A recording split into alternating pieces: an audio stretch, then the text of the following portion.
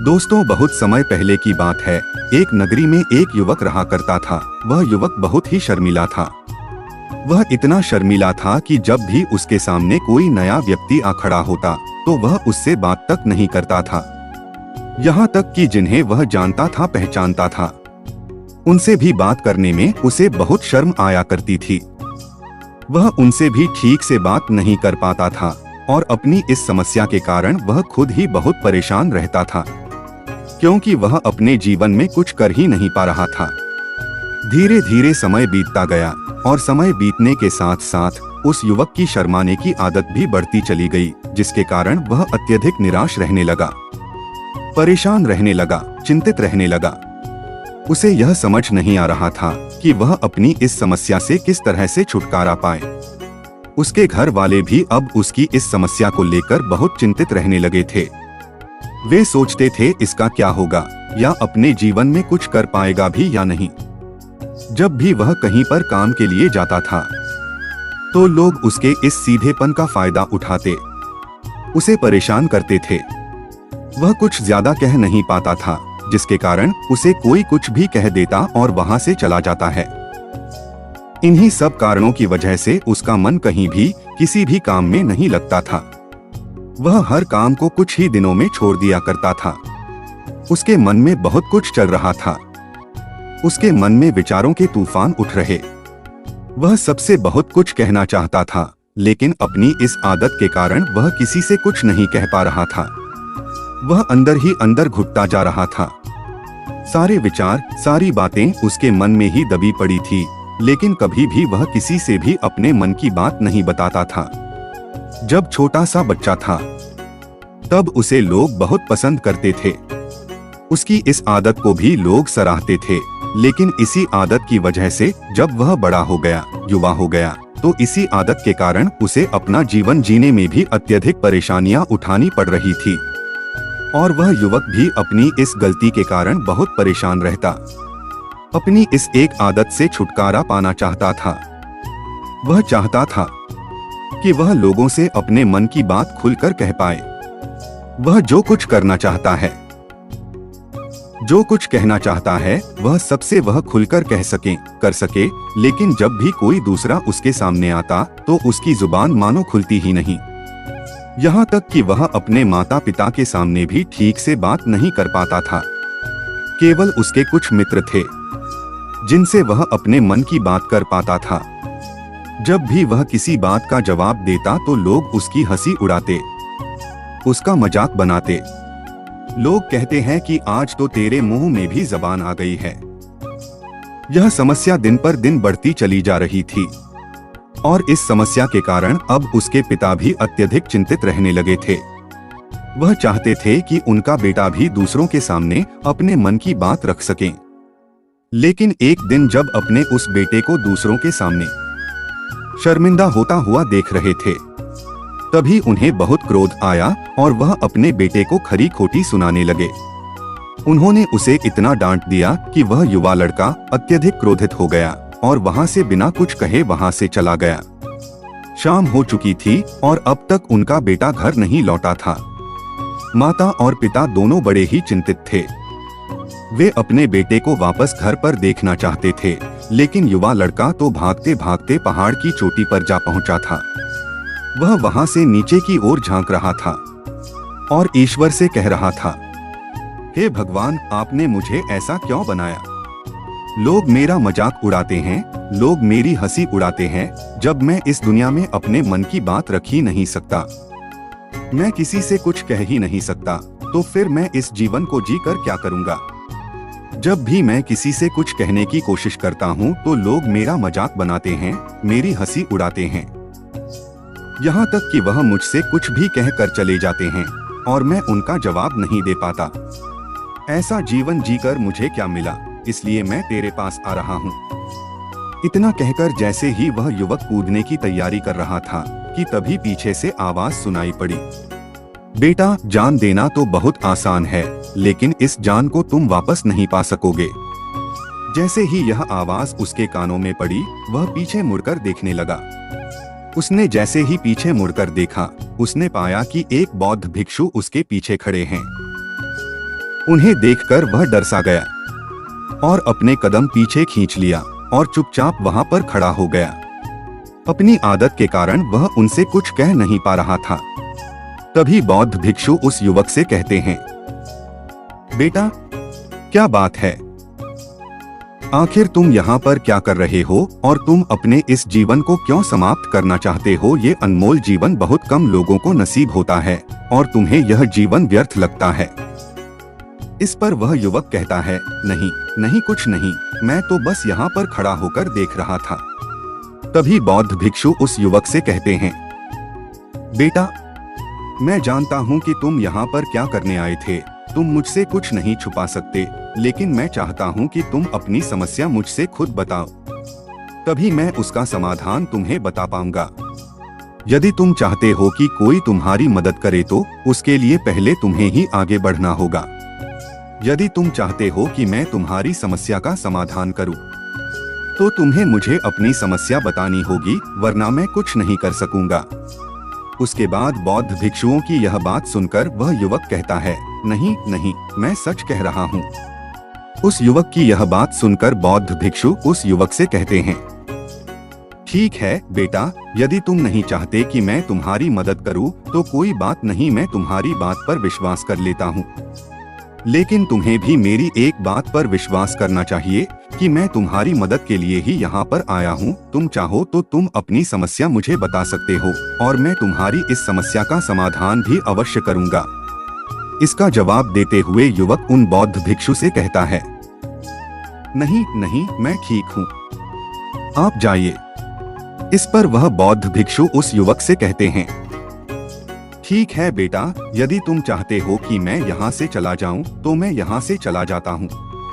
लेकिन मेरी एक बात याद रखना, मेरे जाने के बाद मैं तुम्हारी कोई मदद नहीं कर पाऊंगा और हो सकता है कि तुम्हारी मदद के लिए कोई और आगे भी ना आए। इतना कहकर बौद्ध भिक्षु पीछे की ओर मुड़े और अपने मार्ग में आगे बढ़ने लगे। वो युवक वहीं पर खड़ा होकर यह सब देख रहा था। जैसे ही वह कुछ दूर पहुंचे, तभी उस युवक ने जोर से आवाज लगाई, हे गुरुदेव, मेरी समस्या बहुत बड़ी है, क्या आप उसका समाधान कर सकेंगे? क्या आप मुझे उसका समाधान दे सकेंगे? यह सुनकर बौद्ध भिक्षु वहीं पर खड़े हो गए। पीछे मुड़कर उन्होंने उस युवक की बात का जवाब देते हुए कहा, बेटा, इस दुनिया में कोई भी ऐसी समस्या नहीं है जिसका कोई समाधान ना हो। यदि तुम मुझे अपनी समस्या बताओगे तो मैं उसका समाधान अवश्य करूंगा। तभी वह युवक उन बौद्ध भिक्षु से अपनी समस्या बताते हुए कहता है, गुरुवार, मेरी एक बहुत बड़ी समस्या है कि मैं शर्मिला हूँ, जिस कारण मैं किसी से कोई बात नहीं कर पाता। यहाँ तक कि मैं अपने मन की बात भी किसी को नहीं बता पाता। जब भी मैं किसी से बात करने की कोशिश करता हूँ तो लोग मेरा मजाक उड़ाते हैं, मेरी हंसी उड़ाते हैं।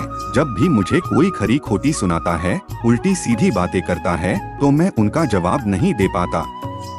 मैं लोगों की तरह चालाक बनना चाहता हूँ, लोगों की तरह बातों का जवाब देना चाहता हूँ, अपने मन की बात करना चाहता हूँ। मैं इस दुनिया के साथ कदम से कदम मिलाकर आगे बढ़ना चाहता हूँ। क्या इसका कोई समाधान है? उन भिक्षु ने उस युवक की सारी बातें ध्यानपूर्वक सुनी और फिर जवाब देते हुए कहते हैं, बेटा, जरूरत से ज्यादा शर्मीला होना, इसका अर्थ यह है कि तुम्हारे अंदर कोई डर है जिसे तुम पहचान नहीं पा रहे हो, जिस कारण उसका समाधान करने में भी असमर्थ हो। शर्म करना अलग बात है और डरना अलग। जब हमारे भीतर डर होता है तब हम कहीं भी किसी से भी कोई भी बात नहीं कर सकते। हमें चारों तरफ केवल डर ही नजर आता है और हम हर जगह से डरते ही रहते हैं, लेकिन इसे शर्माना नहीं कहते। शर्म तो बस एक हद तक तुम्हें चुप रख सकता है। फिर वह बौद्ध भिक्षु उस युवक से कहते हैं, बेटा, तुम सबसे अधिक किससे शर्माते हो? युवक इसका जवाब देते हुए कहता है, गुरुवर, मुझे अपने पिता से बात करने में बहुत शर्म आती है, मैं उनके सामने कुछ बोल ही नहीं पाता। तभी वह बौद्ध भिक्षु उस युवक से कहते हैं, अच्छा, तो यह बताओ, जब तुम अपने पिता से बात कर रहे होते हो या फिर बात करने का प्रयास करते हो तो तुम्हारे मन में कैसे ख्याल आते हैं? युवक इसका जवाब देते हुए कहता है, गुरुवर, जब भी मैं अपने पिता से बात करने का प्रयास करता हूँ तो मुझे ऐसा लगता है कि मानो मेरे पिता अभी मुझे डांट देंगे, मुझ पर क्रोध करेंगे, मुझसे या नाराज हो जाएंगे, और कहीं ना कहीं मुझे यह भी लगता है कि मैं कुछ गलत बात ही करूंगा। यहाँ तक कि मेरे मन में ऐसे भी ख्याल आते हैं कि शायद मेरे पिता मुझसे प्यार ही नहीं करते। परंतु गुरुवर, आप कहते हैं कि शर्म अलग है और डरना अलग बात है, तो क्या कोई ऐसा उपाय है जिससे मुझे डर ही ना हो? क्या कोई ऐसा रास्ता है जिससे मेरे अंदर का यह डर पूरी तरह से समाप्त हो जाए? कृपा करके मुझे इस समस्या का समाधान बताइए। मुझे अपने इस डर से बाहर निकलना है। मुझे लोगों की तरह अपने इस जीवन को खुलकर जीना है। उस युवक की ये सारी बातें सुनकर बौद्ध भिक्षु उस युवक से कहते हैं, जाओ और अपने पिता से कहो कि मुझे कुछ काम करना है और उसके लिए मुझे आपसे कुछ धन चाहिए। यदि तुम उनसे धन मांगने में कामयाब हो गए तो मैं तुम्हें तुम्हारी समस्या का समाधान अवश्य बताऊंगा। वह युवक काफी घबरा गया। उसने उन गुरुवार से कहा, हे गुरुवर, मुझे यह कार्य ना दीजिए, मैं उनसे कुछ नहीं कह पाता। उनके सामने तो मेरी बोलती तक बंद हो जाती है। मैं उनसे धन भला कैसे मांगूंगा? यह बात सुनकर बौद्ध भिक्षु उस युवक से कहते हैं, तब तो तुम्हारी समस्या का कोई भी समाधान नहीं है और ना ही तुम कभी भी अपने जीवन को खुलकर जी पाओगे। यह बात सुनकर युवक उन भिक्षु से कहता है, गुरुवर, ऐसा ना कहें, कृपा करके मुझे कोई और कार्य बताइए, कोई ऐसा कार्य जिससे मेरे अंदर का डर पूरी तरह से समाप्त हो जाए, कोई ऐसा समाधान बताइए। इसका जवाब देते हुए वह बौद्ध भिक्षु उस युवक से कहते हैं, बेटा, यदि तुम्हें अपने अंदर के डर को समाप्त करना है तो पहले तुम्हें मेरा यह कार्य करना होगा जो मैंने तुम्हें कहा है। वह युवक घबराकर काफी देर सोच विचार करने के बाद उन गुरुवार से कहता है, ठीक है, यदि आप चाहते हैं कि मैं इस कार्य को करूं तो मैं इसे करने का पूरा प्रयास करूंगा। इतना कहकर वह युवक अपने घर लौट जाता है।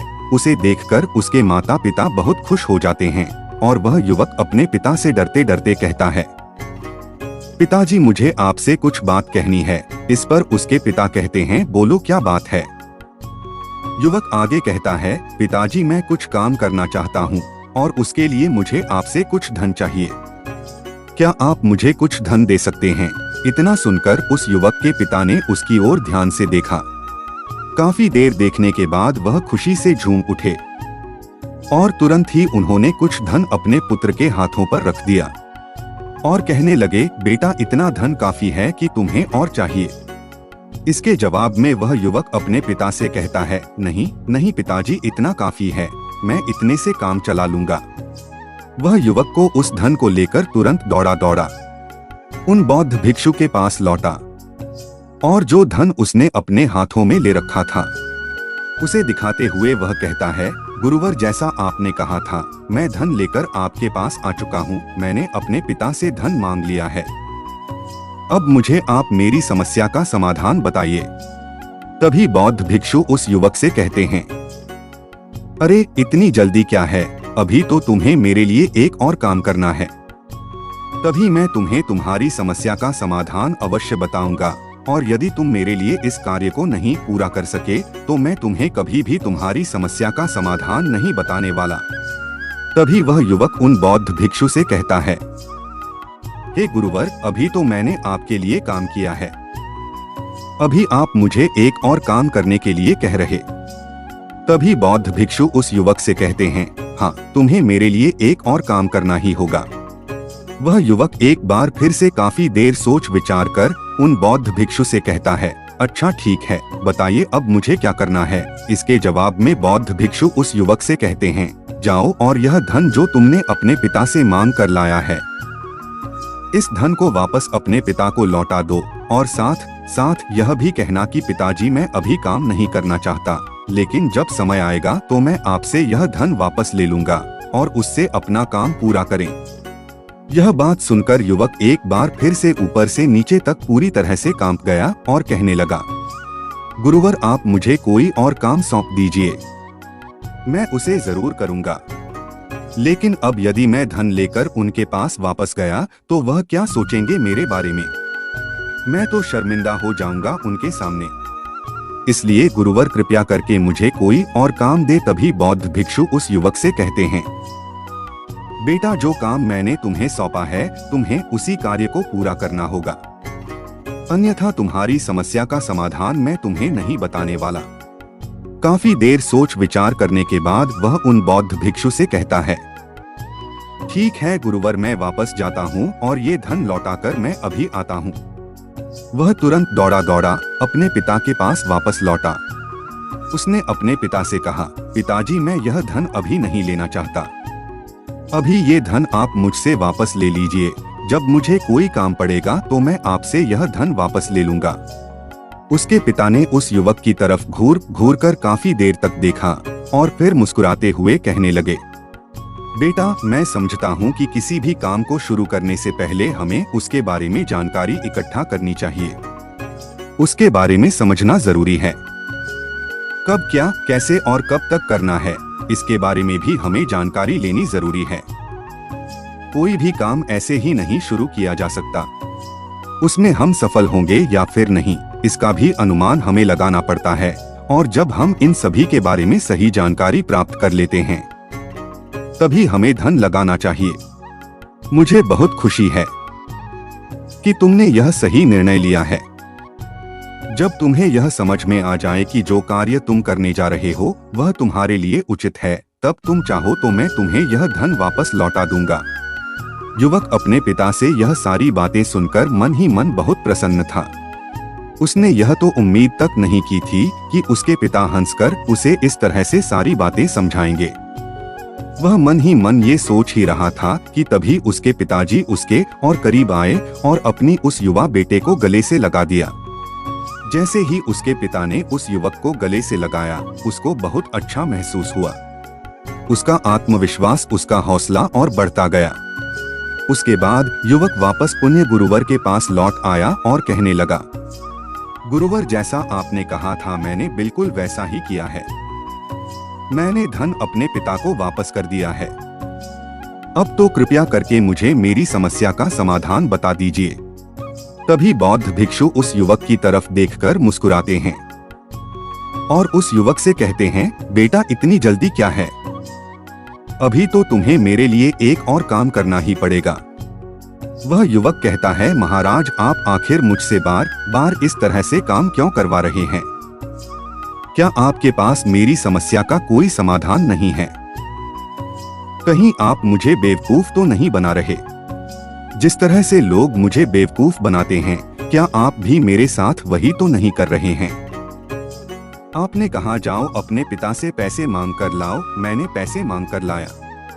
आपने फिर कहा जाओ ये पैसे अपने पिता को लौटा कर आओ, मैंने आपके कहे अनुसार बिल्कुल वैसा ही किया। और अब आप कह रहे हैं कि मैं आपके लिए एक और काम करूं नहीं, यह मुझसे नहीं होगा। तभी बौद्ध भिक्षु उस युवक की तरफ देखकर मुस्कुराते हैं और कहते हैं, बेटा बस ये आखिरी काम है और यह बहुत सरल भी है। तुम जैसे ही इस कार्य को पूरा करोगे मैं तुम्हें वचन देता हूँ कि मैं तुम्हारी समस्या का समाधान तुम्हें अवश्य बताऊंगा। इस पर वह युवक फिर से एक बार सोच विचार करता है और उन बौद्ध भिक्षु से कहता है, ठीक है, लेकिन यह आखिरी काम जो मैं आपके लिए करूंगा, बताइए मुझे क्या करना है। तभी बौद्ध भिक्षु एक मूर्ति निकालकर उस युवक के हाथ में थमा देते।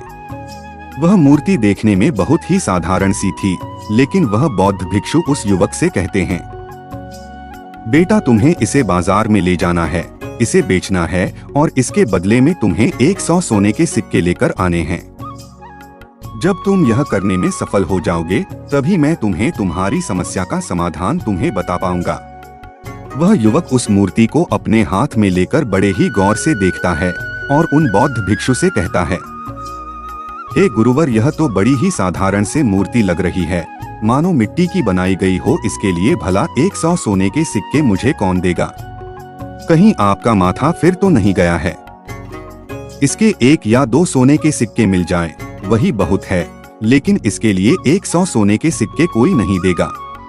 तभी बौद्ध भिक्षु उस युवक से कहते हैं, बेटा मैंने जो तुम्हें काम सौंपा है यदि तुम उसे पूरा करोगे तभी तुम्हें तुम्हारी समस्या का समाधान मिल पाएगा, अन्यथा तुम चाहो तो अपने घर लौट सकते हो, फिर से वही अपने पुराने जीवन में जहां लोग तुम्हारा मजाक बनाते हैं, लोग तुम्हें डराते हैं, सताते हैं। मैं तुम्हें यहाँ अपने डर को निकालने में तुम्हारी मदद कर रहा हूँ। तुम मेरे यहाँ काम करके अपने डर को धीरे धीरे भगा पाओगे। मेरे इस काम को पूरा कर दो, तुम्हें सब समझ आ जाएगा। वह युवक उन बौद्ध भिक्षुओं की बात सुनकर मन ही मन यह विचार करता है कि मुझे तो मेरी समस्या का समाधान किसी भी हालत में चाहिए, जिसका कारण वह उस मूर्ति को उठाकर बाजार की ओर चल पड़ता है। बाजार पहुंचकर वह एक जगह चुपचाप उस मूर्ति को लेकर खड़ा हो जाता है और इंतजार करने लगता है कि कोई आएगा और उसे उस मूर्ति के बारे में पूछेगा, और तब वह उस मूर्ति के लिए 100 सोने के सिक्के की मांग करेगा। देखते ही देखते काफी समय बीत गया, लेकिन अभी तक उसके पास कोई भी व्यक्ति नहीं आया था। उसने आसपास देखा तो लोग चिल्ला चिल्लाकर अपने सामानों को बेच रहे थे, जोर जोर से आवाज लगा रहे थे। उसने भी सोचा, यदि मुझे अपनी इस मूर्ति को बेचना है तो मुझे भी जोर जोर से आवाज लगानी होगी। उस युवक ने चिल्लाना शुरू किया, लेकिन वह इतनी जोर से नहीं चिल्ला रहा था। उसकी आवाज उसे खुद तक सुनाई नहीं पड़ रही थी, तो भला उसकी आवाज को दूसरे कैसे सुनते, जिस कारण उसे कोई भी व्यक्ति खरीदने के लिए तैयार नहीं था। धीरे धीरे शाम का समय हो चुका था और उस व्यक्ति को यह डर था कि कहीं वह बौद्ध भिक्षु वहां से कहीं चला ना जाए, अन्यथा उसे उसकी समस्या का समाधान कौन देगा।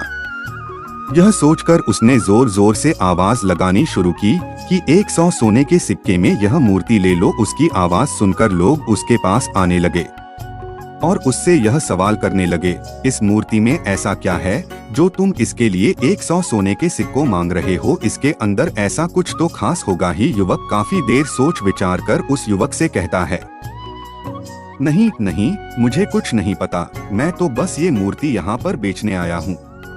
तभी उसमें से एक युवक उस युवक से कहता है, अगर ऐसी बात है तो इस मूर्ति को कोई नहीं खरीदने वाला। आखिर इस मूर्ति में ऐसा क्या खास है जिसके लिए तुम सोने के सिक्के की मांग कर रहे हो? यह तो तुम्हें बताना ही पड़ेगा। धीरे धीरे कई लोग उसके पास आए और सभी ने बस एक ही सवाल की, आखिर इस मूर्ति में ऐसा क्या खास है? ऐसी क्या बात है जिसके लिए तुम सोने के सिक्के की मांग कर रहे हो? उस युवक ने उससे बातचीत की, उन्हें समझाने की कोशिश की, कई प्रयत्न किए, लेकिन कोई भी उस मूर्ति को 100 सोने के सिक्के देकर खरीदने के लिए तैयार नहीं था। वह निराश हो गया। उसे कुछ समझ नहीं आ रहा था कि वह क्या करे। तभी बाजार में उसने देखा कि कुछ लोग अपने सामानों की खासियत बता रहे हैं, उसे बेचने के लिए उसकी खास खास बातों के बारे में लोगों को समझा रहे हैं। यह देखकर उसने भी सोचा कि मुझे भी इस मूर्ति की कुछ खासियत लोगों को बतानी है। उसने फिर एक बार जोर जोर से आवाज लगानी शुरू की, समस्या का समाधान निकालने वाली मेरी गुरु की इकलौती मूर्ति, जो इस दुनिया में केवल एक ही है, जिसके पास भी यह मूर्ति होगी उसके घर में कोई समस्या नहीं होगी। यह मूर्ति उस समस्या का समाधान तुम्हें अवश्य बताएं। यह सुनकर लोग उसके पास पहुंचने लगे और उसे यह सवाल करने लगे, क्या सच में यह मूर्ति जिसके पास होगी उसके पास कोई समस्या नहीं होगी? क्या सच में यह सभी समस्याओं का समाधान करती है? इसका जवाब देते हुए युवक कहता है, हाँ, सभी समस्याओं का समाधान कर देती है। यदि आप इस मूर्ति को ले जाते हैं, आपके घर में कोई भी समस्या होगी तो उसका समाधान यह आपको अवश्य बताएगी, चाहे कोई भी समस्या हो, कैसी भी समस्या हो, कैसी भी परिस्थिति हो, आपको इसका समाधान अवश्य मिलेगा। इतना सुनने के बाद अब वही एक मूर्ति सबको चाहिए थी। उस मूर्ति के दाम लगाने लगे। कोई उसे 200 सोने के सिक्के तो कोई 400, कोई 6, 7 तो कोई 1000 सोने के सिक्के देने के लिए तैयार था। उस मूर्ति की कीमत लगातार बढ़ती जा रही थी। जैसे जैसे लोगों को पता चलता जा रहा था कि यह मूर्ति लोगों की समस्या का समाधान करती है, लोग उसे किसी भी कीमत पर खरीदने के लिए तैयार हो गए थे। अब वह युवक भी आत्मविश्वास के साथ और जोर से चिल्ला रहा था, लोगों को उस मूर्ति के बारे में समझा रहा था, बता रहा था अब उसके मन में कोई डर नहीं था। वह लोगों को उस मूर्ति के बारे में पूरे आत्मविश्वास के साथ बिना घबराए उस मूर्ति की खासियत बताने में लगा हुआ था, जिसके कारण लोग उस पर भरोसा कर रहे थे और वह भरोसा लोगों की नजरों में नजर भी आ रहा था। जैसे जैसे अंधेरा होता गया, लेकिन लोगों की भीड़ मानो कम होने का नाम ही नहीं ले रही थी। लोग उस मूर्ति को खरीदना चाहते थे। उस युवक ने जोर से आवाज लगाई कि मुझे क्षमा करें, यह मेरे गुरु की मूर्ति है और मैं इसे बेचना नहीं चाहता। इतना कहकर वह युवक उस मूर्ति को लेकर वापस खाली हाथ लौट आया और उन गुरुवर के पास पहुंचा और उन गुरुवार से कहने लगा, हे गुरुदेव, आपका बहुत बहुत धन्यवाद। इस मूर्ति ने मेरी समस्या का समाधान कर दिया। मुझे समझ में आ गया कि मेरी क्या समस्या थी। हालांकि मैं इसे बेचकर सोने के सिक्के तो आपके लिए नहीं ला पाया, लेकिन मुझे मेरी समस्या का समाधान अवश्य मिल गया है। आपका बहुत बहुत धन्यवाद। इस बात को सुनकर बौद्ध भिक्षु उस युवक से कहते हैं, बेटा, मैंने तुम्हारी समस्या का समाधान नहीं किया है, तुमने तो खुद ही अपनी समस्या का समाधान किया है। अपनी समस्या को तुमने खुद ही सुलझा ली है। तुम्हारे मन में हजारों सवाल थे, मैं यह करूंगा तो लोग क्या कहेंगे, मेरे बारे में क्या सोचेंगे, यदि मैं अपना मुंह खोलूंगा तो लोग मेरे पर हंसेंगे, यदि मैंने मुंह खोला तो मैं कुछ गलत ही करूंगा। ऐसे कई सारे विचार तुम्हारे मन में थे, ऐसे कई सारे डर तुमने अपने मन में पाल रखे थे। लेकिन जब इस मूर्ति के बेचने के दौरान तुमने उन हजारों लोगों का सामना किया, उनके सामने खुलकर अपनी बात रखी, उनके सामने खुलकर वह कहा जो तुम्हें कहना था, तुम्हारे मन का डर खुद समाप्त हो गया। जिसे तुम शर्माना कहते थे, वो अपने आप ही तुम्हारे भीतर से कहीं गायब हो गया। युवक अपने गुरु की यह बात सुनकर अपने गुरुवार से कहता है, गुरुवर, आप सही कहते हैं। आपने आज मेरे मन में वो विश्वास जगा दिया है जिसे मैं अब अपने जीवन में कुछ भी हासिल कर सकता। आपका बहुत बहुत धन्यवाद। डर को धीरे धीरे खत्म करने से ना ही आपको शर्म आएगी और ना ही डर लगेगा, और जब आपके भीतर का डर हमेशा के लिए समाप्त हो जाएगा तो आप अपने जीवन में जो भी कुछ करना चाहते हैं, जो भी कुछ पाना चाहते हैं, उसका रास्ता आपके लिए पूरी तरह से साफ हो जाएगा और आप अपने मार्ग पर तेजी से आगे की ओर बढ़ने में सक्षम भी हो जाएंगे। इसलिए लोग क्या कहते हैं, क्या कहें, ये सब छोड़ दीजिए और खुद पर विश्वास कीजिए, क्योंकि आप ही हैं जो अपने इस डर का सामना कर सकते हैं। अगर आप किसी ऐसे व्यक्ति को जानते हैं जो हर वक्त शर्माता है या अपनी बात खुलकर लोगों के सामने नहीं रख पाता, तो ये वीडियो उनके साथ शेयर करना ना भूलें। तो दोस्तों, यह वीडियो आपको कैसी लगी? मैं उम्मीद करता हूँ इस वीडियो से आपको बहुत कुछ सीखने को मिला होगा। अपनी राय कमेंट बॉक्स में दें। फिर मिलते हैं अगले वीडियो में। जय हिंद।